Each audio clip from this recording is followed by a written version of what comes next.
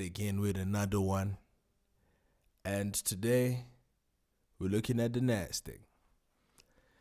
If you missed the previous video, be sure to check it out. I'll just link it in the description or on screen or something like that. And then you'll be able to see the call we made on Tuesday. It is currently Thursday now. It's the 29th of August. And would you look at that? Price is moving down, or in a manner that we anticipated.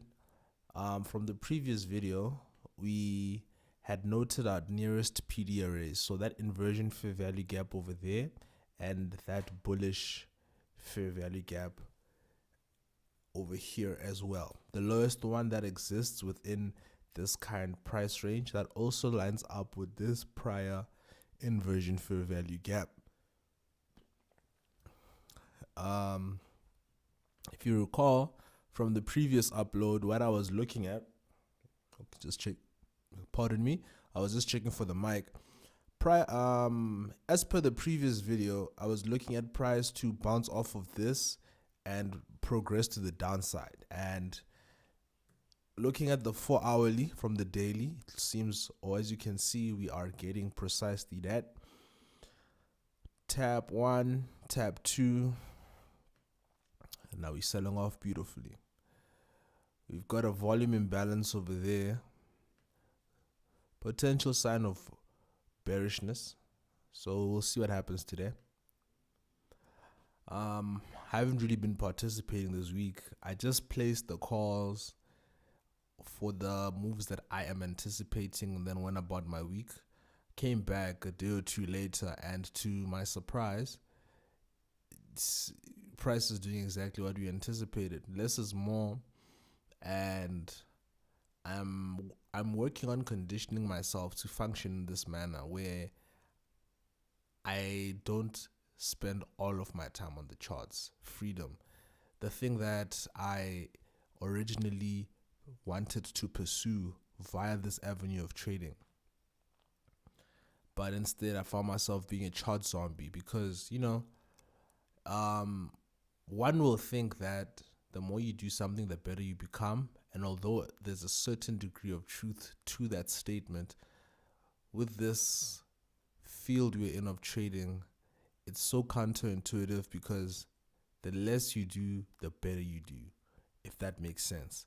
So obviously, as you're learning your system, back testing, forward testing, etc., you're going to accumulate a lot of screen time. But once your system has been refined, you've improved the precision, you have impeccable risk management. The main thing now is just the thing of you're a sniper, pew, pew, and you spend less time, which is very cool to see. Very cool to see.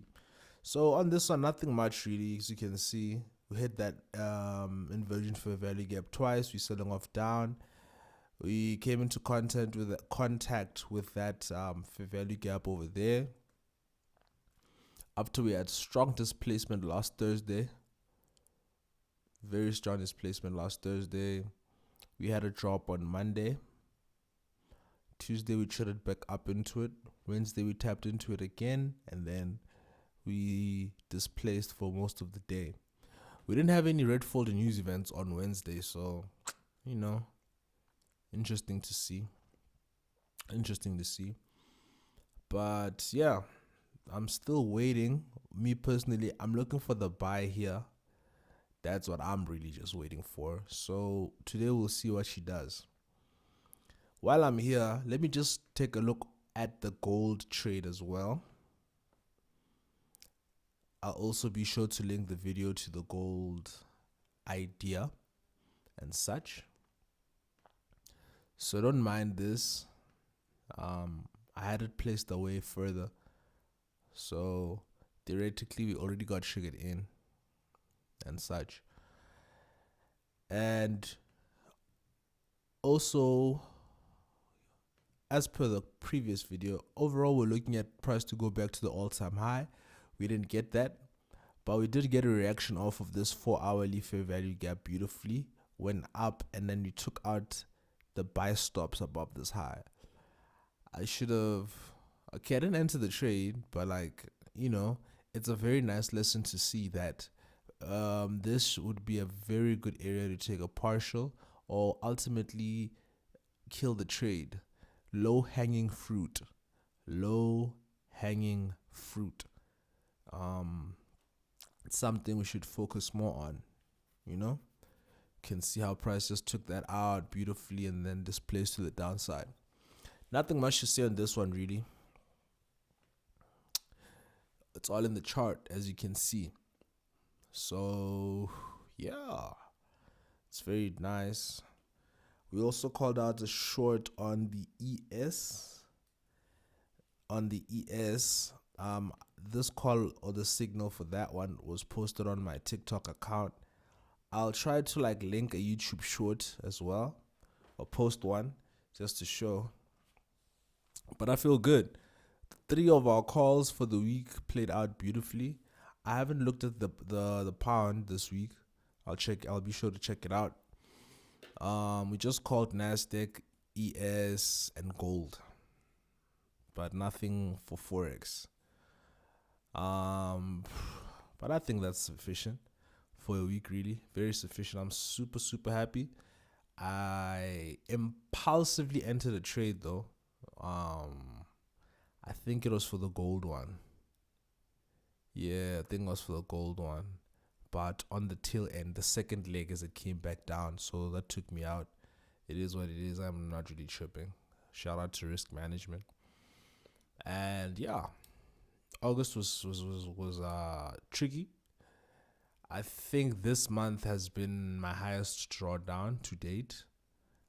But yeah, we still have a whole year. We still survived. Business is still in business, and yes, sir. We'll see what's happening. For those wondering what this line is, this is like the previous day's high, so Tuesday's high to be specific. Just for the astute ones wondering, you know. Total, so you took that out, pew, and then sold off handsomely, sort of handsomely. It's funny though, we didn't have any red folder news events on Wednesday, but we got a very nice range. About 73 points. Not bad at all. Not bad at all.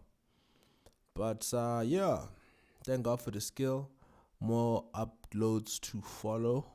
And thank you all for watching.